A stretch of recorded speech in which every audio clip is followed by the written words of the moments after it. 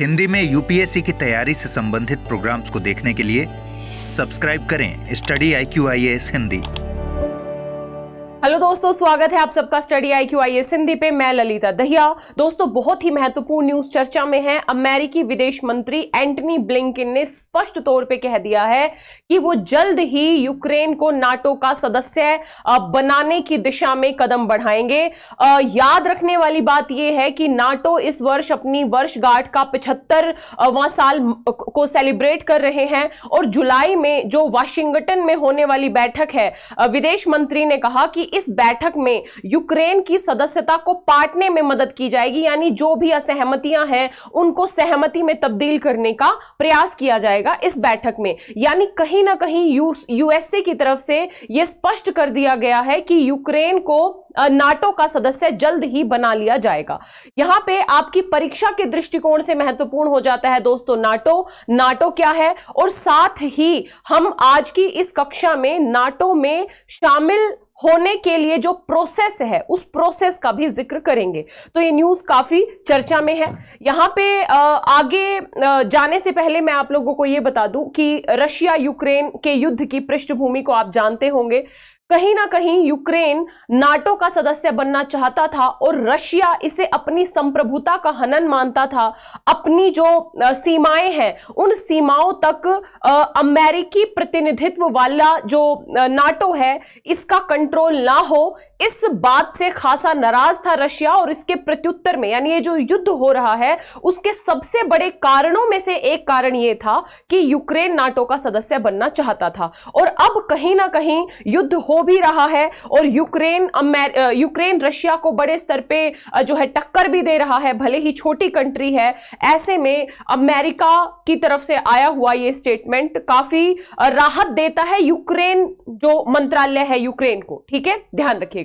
तो सबसे पहले हम जान लेते हैं कि नाटो क्या है। दोस्तों, नाटो को नॉर्थ अटलांटिक ट्रीटी ऑर्गेनाइजेशन यानी उत्तरी अटलांटिक संधि संगठन के नाम से भी जाना जाता है।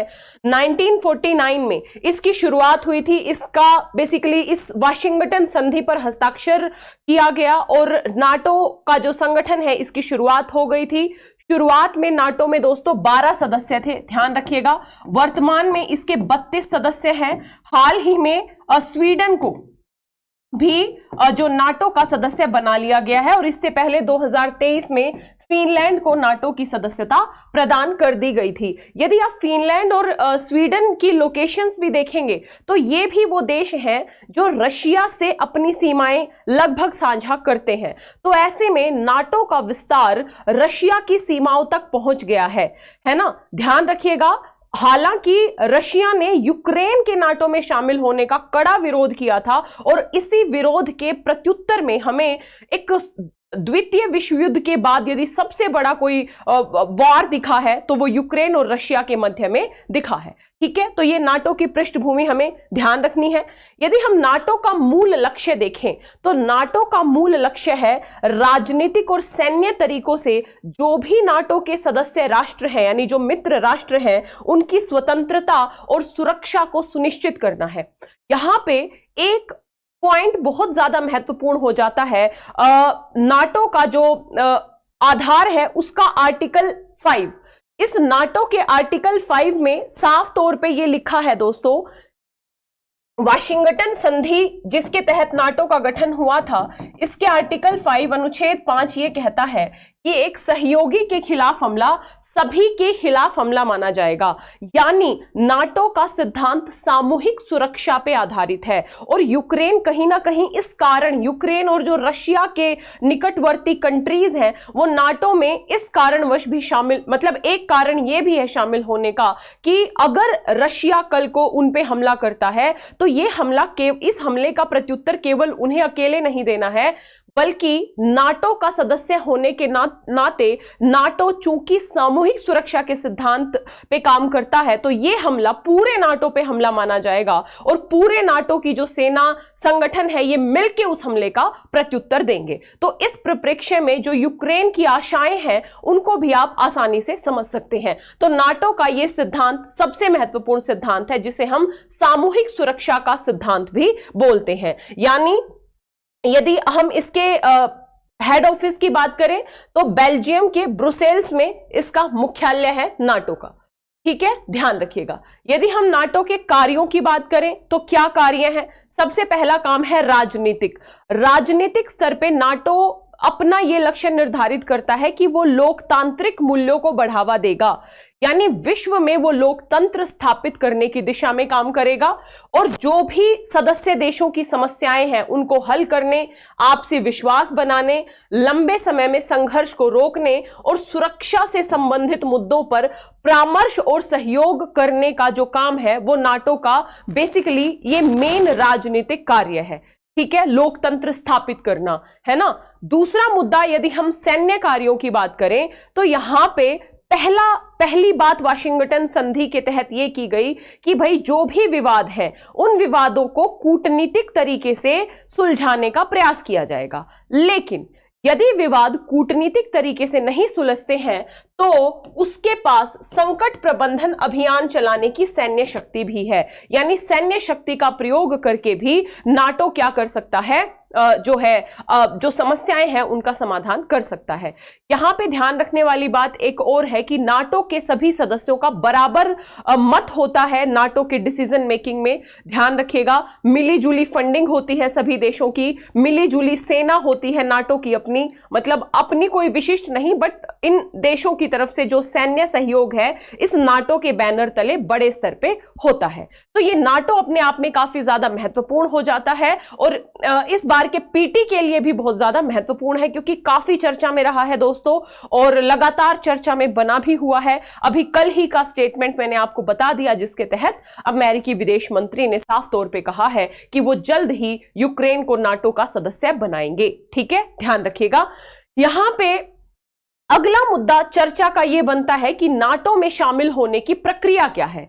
इस प्रोसेस, यदि कोई देश नाटो में शामिल होना चाहता है तो उसे किस प्रक्रिया का पालन करना होता है। तो इसके बेसिकली 3 चरण हैं। यदि हम पहले चरण की बात करें तो पहले चरण में दोस्तों आधिकारिक तौर पे जो भी संभावित देश है वो बातचीत करेगा और सभी बातचीत इसके बेल्जियम स्थित हेडक्वार्टर में होंगी कि भाई हम नाटो का सदस्य देश बनना चाहते हैं।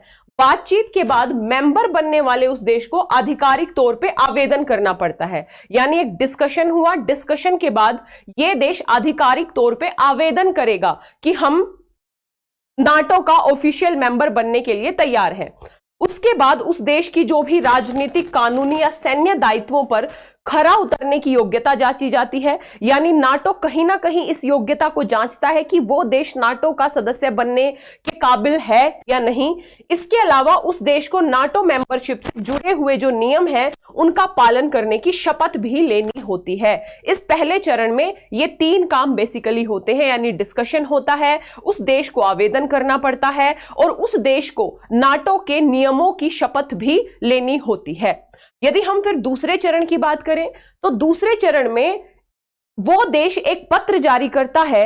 इस पत्र में वो इस बात की पुष्टि करता है कि उसे नाटो के सभी नियम और सभी शर्तें मंजूर हैं। ठीक है, वो ये ऑफिशियली पत्र जारी करता है कि हमें नाटो की सारे नियम और जो शर्तें हैं वो मंजूर हैं और ये पत्र उस देश का जो विदेश मंत्री है वो नाटो सचिव को देता है। जैसे मान लीजिए यूक्रेन है तो यूक्रेन के विदेश मंत्री इस पत्र को नाटो सचिव को देंगे कि हमें नाटो की सभी नियम, सभी शर्तें मंजूर हैं। इस चरण तक पहुंचने का मतलब ये होता है कि वो देश अब पूरी तरीके से नाटो में शामिल होने के लिए तैयार हो चुका है। तीसरे चरण में बस केवल फॉर्मेलिटी बच जाती है, यहां तक पूरी प्रक्रिया लगभग पूरी हो जाती है। ठीक है, बात समझ में आ रही है। यदि हम तीसरे चरण की बात करें तो तीसरे चरण में फाइनली डॉक्यूमेंटेशन के बाद किसी भी नए देश को शामिल होने के लिए सभी नाटो सदस्यों की अनुमति ली जाती है। यह बहुत ज्यादा महत्वपूर्ण है आपके परीक्षा के दृष्टिकोण से। नाटो में तभी कोई सदस्य शामिल हो सकता है जब नाटो के सभी सदस्य देश उसकी सहमति दें। यदि एक देश भी विरोध कर रहा है किसी देश के शामिल होने को लेके तो नाटो में नया मेंबर शामिल नहीं हो सकता है। तो नाटो के सभी सदस्य देशों की सहमति जरूरी होती है। इसके साथ ही ध्यान रखिएगा, हर एक देश की संसद में 1/3 मंजूरी चाहिए जो है नाटो की सदस्यता, नए सदस्य की सदस्यता को लेके। और जैसे ही मंजूरी मिल जाती है तो वो जो सदस्य है वो नाटो का सदस्य बन जाता है। तो ये प्रोसेस भी मैंने बता दी, नाटो का पृष्ठभूमि भी मैंने बता दी, और वर्तमान जो न्यूज है ये चर्चा में है ये भी मैंने बता दिया।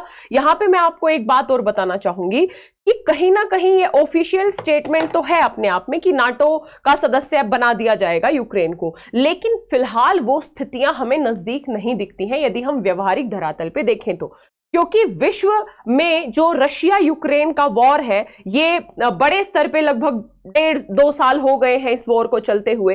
तो ऐसे में यूरोपीय कंट्रीज और खुद नाटो के जो सभी मेंबर्स हैं ये नहीं चाहेंगे कि बिना बात युद्धात्मक परिस्थितियों में वो जो है उलझे, है ना। तो ऐसे में एक सही समय का इंतजार कर रहा है नाटो भी यूक्रेन को शामिल करने के लिए, और निश्चित तौर पे जब वो सही समय आएगा तो नाटो का सदस्य बनने की दिशा में एक सकारात्मक कदम उठाया जाने की संभावना हमें दिखती है अमेरिकी विदेश मंत्रालय के स्टेटमेंट के बाद। तो आशा करती हूं आपको ये पूरा का पूरा डिस्कशन समझ में आया होगा। नाटो आपकी परीक्षा के दृष्टिकोण से भी बहुत ज्यादा महत्वपूर्ण है। आप बेसिक बातें भी पीटी के पॉइंट ऑफ व्यू से पढ़ के जाइएगा। दोस्तों यदि आप 2025, 26 या 27 में अटेम्प्ट देना चाहते हैं और बेहतर तरीके से यूपीएससी की प्रिपरेशन करना चाहते हैं तो आप हमारे स्टडी IQ IAS हिंदी के P2I बैच से जुड़ सकते हैं। पीटी मेंस इंटरव्यू तीनों स्तर की प्रिपरेशन इस बैच में बेहतरीन तरीके से कराई जा रही है। याद रखिएगा, यदि एडमिशन लेना है तो स्टडी IQ की ऐप या वेबसाइट पे जाके एडमिशन ले सकते हैं, या इस वीडियो के डिस्क्रिप्शन बॉक्स में लिंक दिया होगा उस लिंक पे जाके भी आप एडमिशन ले सकते हैं। एडमिशन लेने से पहले आपको कोड यूज करना है LD Live, LDLIVE। LD Live code के साथ आपको ये कंप्लीट बैच मात्र 29,999 में मिल जाएगा। ध्यान रखना है इस बैच के साथ आपको 18 किताबों का सेट भी मिल रहा है, साथ ही 2 साल की वैलिडिटी है। 13 से 14 महीने में पूरा सिलेबस कंप्लीट हो जाएगा। फाउंडेशन पूरा बैच जिसमें बेसिक से advance level, pre special, main special, interview guidance programme सब कुछ इसमें फ्री है। LD Live कोड का प्रयोग करके फटाफट एडमिशन लेके अपनी तैयारी शुरू कर दीजिए। अपने लक्ष्य तक पहुंचने के लिए अपना रास्ता आसान बनाइए। यहाँ पे अगर आप मेरी क्लासेस के PDF चाहते हैं और अन्य क्लासेस के लिंक चाहते हैं तो मेरे Telegram channel Lalita Dahiya academy पे मुझे फॉलो कर सकते हैं। इंस्टाग्राम और फेसबुक पे सब इसी नाम से है, यहाँ पे भी आप मुझसे जुड़ सकते हैं। तो दोस्तों आशा करती हूँ ये क्लास अच्छी लगी होगी। यदि क्लास अच्छी लगी है तो वीडियो को लाइक करें, शेयर करें, चैनल पे यदि नए हैं तो सब्सक्राइब करें, कमेंट करें। मिलेंगे इसी तरीके की अगली परिचर्चा में, तब तक के लिए जय हिंद, जय Bharat, all the best, thank you so much. Hindi में यूपीएससी की तैयारी से संबंधित प्रोग्राम्स को देखने के लिए सब्सक्राइब करें स्टडी IQ IAS हिंदी।